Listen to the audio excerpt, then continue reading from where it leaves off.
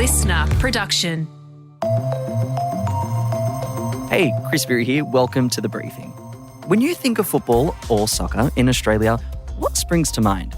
For me, it's the Saturday spent on a dirt field in an oversized jersey as a kid, and also iconic moments like this. Here's Aloisi for a place in the World Cup. For us. He scored! Australia have done it! And that moment in November 2005 in particular stands out for a lot of Aussies because it marked the first time in 32 years the Socceroos qualified for a World Cup. Australia is back on the biggest stage. Special Weet-Bix tins were filling our shelves, green and gold flags were being flown out of our car windows, and knockoff jerseys were being sold at just about every dollar shop. Similar scenes hit our streets last year when we hosted the Women's World Cup, which delivered us moments like this. And here's Sam Kerr. She's going to need some support. Kerr with a shot. Oh, I say, that's incredible! But is that as good as it's ever going to get for professional football here in Australia? The Matildas exited Paris this year much earlier than expected, and the Socceroos have had a shocking start to their World Cup qualifiers that continue tonight against China in Adelaide. There's new coaches for both our national teams, and with structural issues creating what some have branded a talent drain, is there any chance of it getting better? In short, has football had its moment in the sun in Australia? Joining me now to unpack it all is sports journo, self-proclaimed football nuff, and co-host of LiSTNR's Willowtalk and Footy Talk League, Adam Peacock. Adam, welcome to The Briefing. Now look, the Matildas failed to make it past the knockouts of the Olympics this year, and that's the first time in 24 years that's happened. And your everyday Australian struggles to name a current Socceroo. It begs the question, has Australia had its football moment? A fair question that I would disagree with, because the beauty of football is there's always tomorrow. There's always a game on. There's always opportunity. It's just a matter of preparing for that opportunity and being real with it as well. About the current situation, yeah, you're right. About the Matildas, that's not a lie. They didn't do what they wanted to do at the Paris Olympics. They certainly went above expectations, though, not that long ago at the 2023 World Cup, which oddly enough was only 15 months ago, but it feels like it was about 15 years ago. Given that, but that's the cycle of football. That's how sport works as well, because we are in a market in Australia with sport where we just get so much thrown at us with grand finals and Olympics and big moments like World Cups that time moves quickly. And yes, it wasn't great for the Matildas. And you're right about the Socceroos. There's not the household names of Kuehl, Cahill, Viduka, Schwarzer, etc. But that was a standalone moment in 2005 with us qualifying for the first time in 32 years, that those names automatically became household names because we didn't have a lot else to latch onto. Yeah. But now, those players that we have now don't play in the English Premier League, the most watched league in the world. It is harder to get a handle on. And the troubles that the local domestic leagues, especially for the men's, has been through in the past 18 to 24 months, yeah, I find it hard to disagree. But that development and everything that's going on below the surface means that will always be a chance when we get to these big events. Yeah, and we will touch on almost everything that you've just brought up a little later. I just want to go back a little bit. Football is the most played team sport in Australia. So 2023 data places participation at 1.7 million. So that's inclusive of referees, volunteers, coaches, players, which is well clear of basketball, netball, AFL, cricket and league. Why is that? It's an easy sport to get involved with. Physically, it's not as taxing as, say, your footy codes. Yeah. It's not as time-consuming as, say, cricket. It's just an easy sport for mum and dad to say to their kids, both male and female, do you want to go and play soccer with your friends? Yeah. And that's what happens. And it goes all the way up to, there's over 45s playing as well, which isn't a usual thing around the world. Usually when people get to, say, 35, they stop playing, they go coach. Or they stop playing and they go and just have social kicks and that. It is still organised all the way to there. So it's a huge social aspect to it at grassroots level. And then up the chain when we get to representative levels, the filtering system there, that's when things start to become a little different in Australian football as opposed to the rest of the world. In terms of what you spoke about earlier, our professional players not really being on the world stage compared to the early 2000s, what do you think it is that's causing that to happen?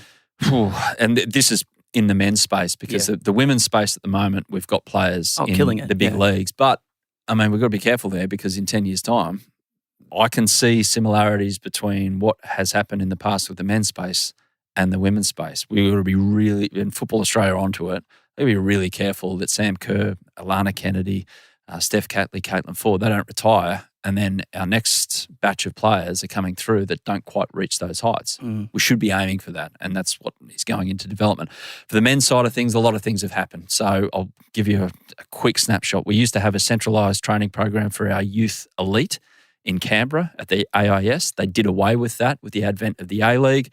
The argument was from Football Australia, A-League clubs should be able to develop their own players at that elite standard. Has it happened? You could argue yes and no, but what has happened is those A-League clubs have had their men's first team half full of foreign quota players because we want to make it a commercially viable product, very watchable and comparable to some leagues in Europe. Has it worked? I don't think it's quite worked.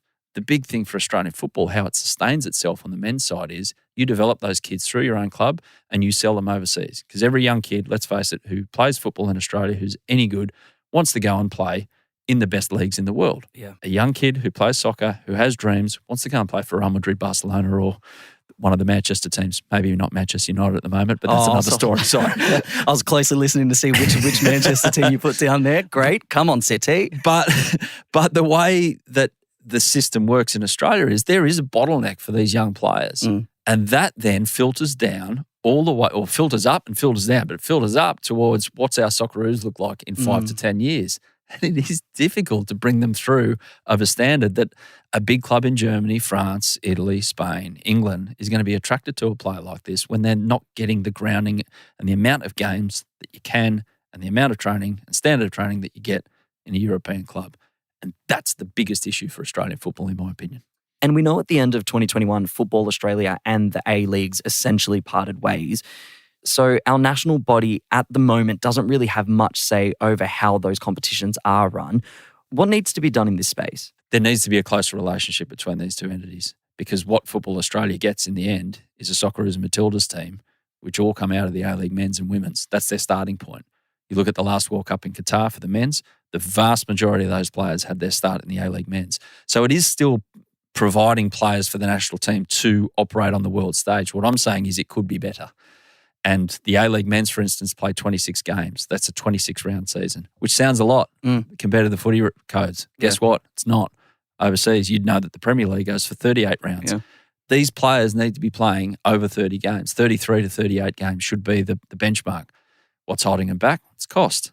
More games mean more overbearing costs for travel, especially in a country like Australia. You've got New Zealand teams, you've got hotels, you've got all of those. You've got ground hire because no one owns their own ground. It's difficult. So this is this kind of area that it's almost like a vortex that Australian football is stuck in.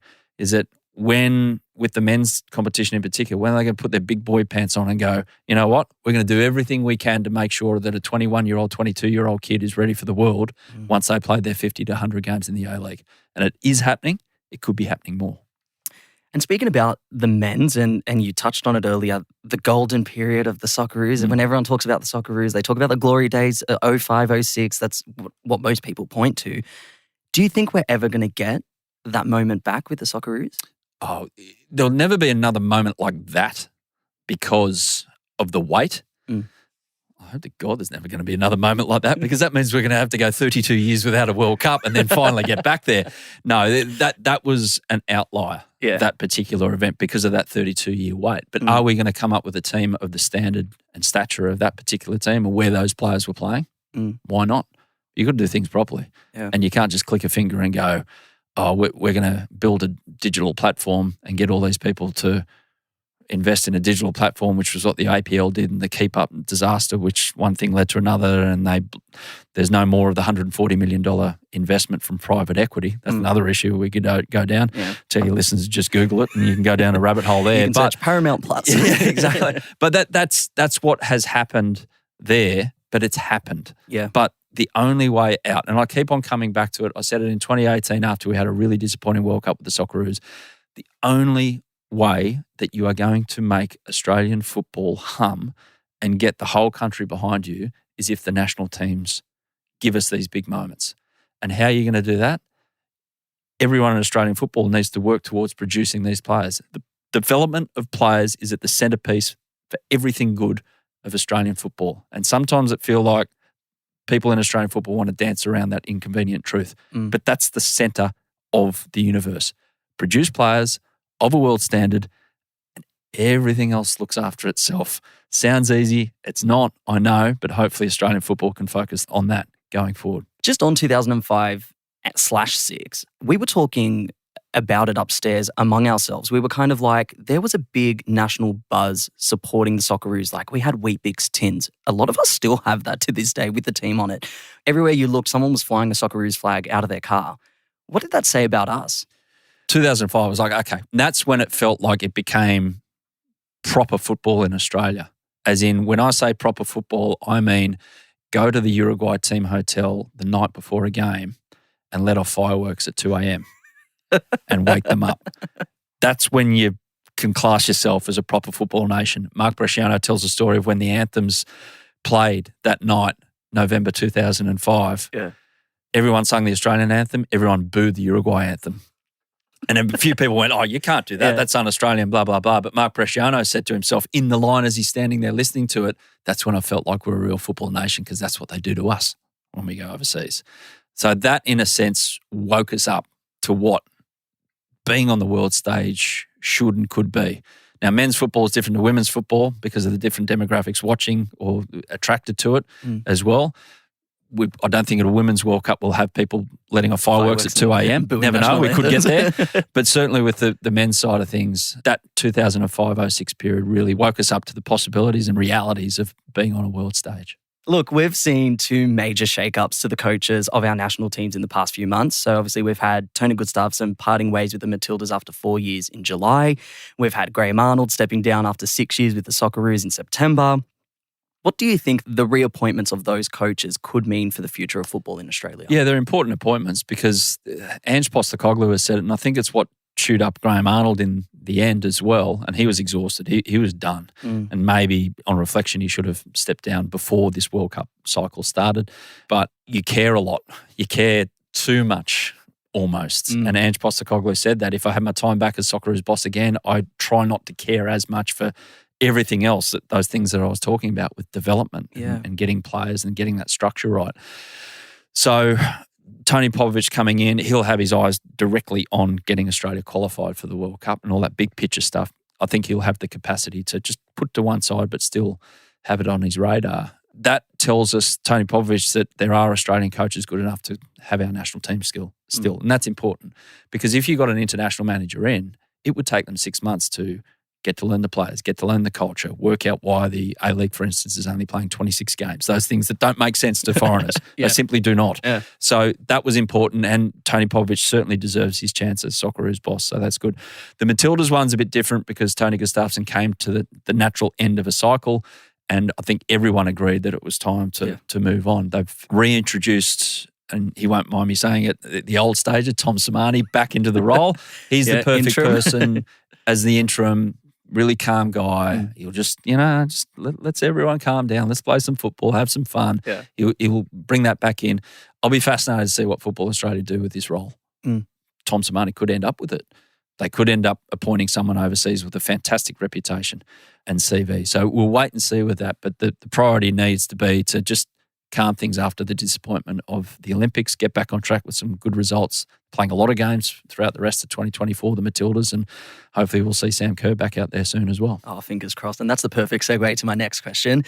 On the back end of us hosting the Women's World Cup last year, the Matildas continued to break attendance records at their games. So I'm even thinking about the friendly with China back in July. That was, 75,000 fans packed into a stadium, which is massive for women's football in this country and football in general, really.